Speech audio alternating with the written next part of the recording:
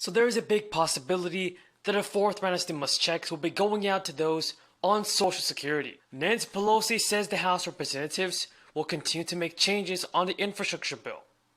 And this is great news for all of us. The Congressional Progressive Caucus got the best of Nancy Pelosi and Joe Biden again, after the pair pushed for a vote on the infrastructure bill before Biden's climate summit in the UK next week. Significantly.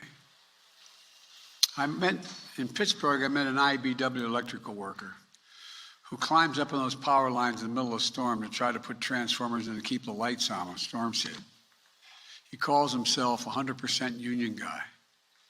His job's dangerous. As he said, I quote, "I don't want my kids growing up in a world where the threat of climate change hangs over their heads," end of quote. Folks, we all have that obligation to our children and to our grandchildren. The bipartisan infrastructure bill is also the most significant investment since we built the interstate highway system and won the space race decades ago. This is about rebuilding the arteries of our economy. Across the country now, there are 45,000 bridges and 173,000 miles of roads that are in poor condition. Some of the bridges you don't even take a chance of going across. They're shut down. They can't be built back to the same standard because the weather's not going to get a lot better. We just got to keep from getting a heck of a lot worse. We have to build back better and stronger. No one should have to hold their breath as they cross a rundown bridge or a dangerous intersection in their hometown. We're going to put hardworking Americans on the job to bring our infrastructure up to speed. Good union jobs at prevailing wages. Jobs you can raise a family on. As my dad would say, you can have a little breathing room.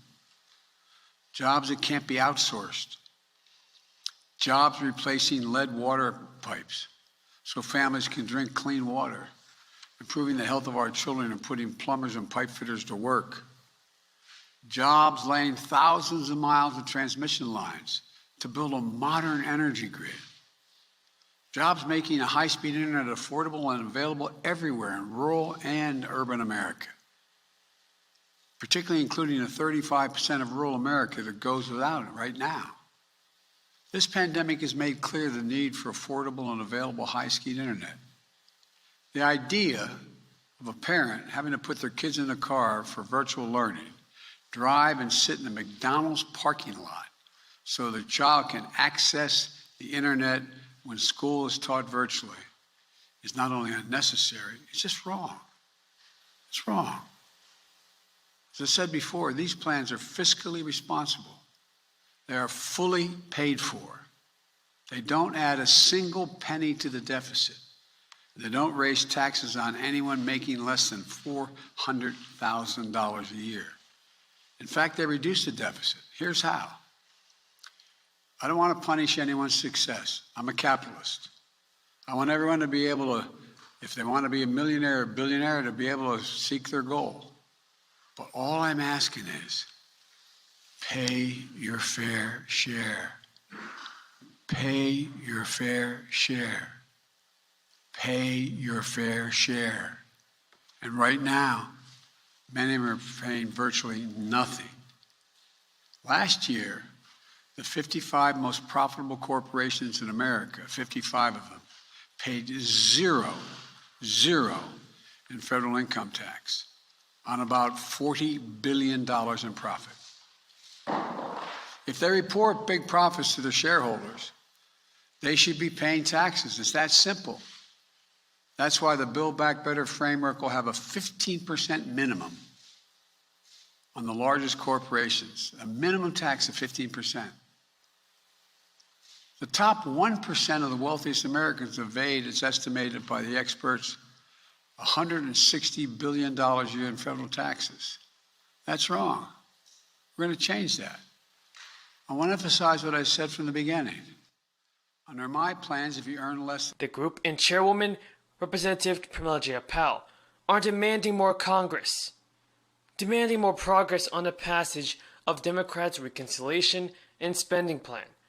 As before, they will let the bipartisan infrastructure bill pass, because they just don't trust the moderates to pass it. Jay Powell said in a statement, the reality is that while talks around the infrastructure bill lasted months in the Senate, there has only been serious discussion around the specifics of the larger Build Back Better Act in recent weeks. Members of our caucus will not vote for the infrastructure bill without the Build Back Better Act.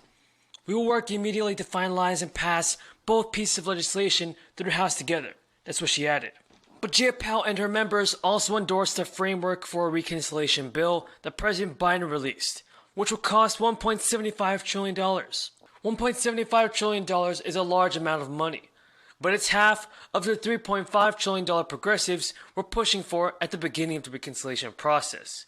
And some progressives had their sights set even higher, on a bill that might cost $6 trillion or more.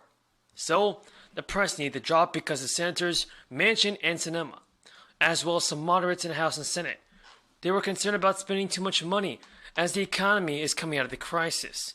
Now, neither Sinema nor Manchin have endorsed that Biden reconciliation framework yet. Democrats admit that there is still a lot of work to do to turn the president's proposal into a final bill that will pass both the House and Senate. And the thing is that any one senator or just a handful of House members can take the whole endeavor. But with progressive support for a plan that represents massive compromises on many of their biggest priorities, Democrats appear to be inching closer to a deal that could see both infrastructure and reconciliation pass in November. Representative Omar said, "We are excited about the framework. We are excited about the progress that has been made." And now she's calling for a fourth stimulus check. Now calls for fourth stimulus checks are also continuing to grow. Stimulus checks were given to Americans as a way to boost the economy and help Americans desperately in need of financial help. Many Americans are actually owed $1,400 and will not be paid until 2022. Anyone who has added a baby to their family in 2021 is also owed that $1,400 with a 2021 tax return. In California and other states are still doing the stimulus packages for their state residents. California expects to send out 9 million Golden State stimulus checks, while 4.5 million are still owed $1,100 from the state in checks from the first round. A third round of checks for Californians has not been announced, but it is not out of the realm of reality. Florida is also giving its residents who are teachers stimulus checks worth $1,000. And Connecticut is giving residents that join work after 8 weeks off unemployment $1,000. The Social Security cost of living adjustment for 2022 could be the highest in decades. However, that increase to monthly checks will not be enough. In a letter sent to members of both the House of Representatives and Senate this week, the Senior Citizens League is ramping up its calls for new $1,400 checks to be sent out at once to Social Security beneficiaries. Next year's Social Security COLA is projected to be at least 6%, driven by rising consumer prices. That will well be below the 1.3% increase that beneficiaries saw their monthly checks this year. Yet the increase may not be sufficient to help recipients, some of whom have had to cut back on their spending on food or seek aid from other pantries, like SNAP benefits. Everybody, I truly appreciate your amazing support. If you have any more questions about the fourth stimulus check, then leave them in the comments below.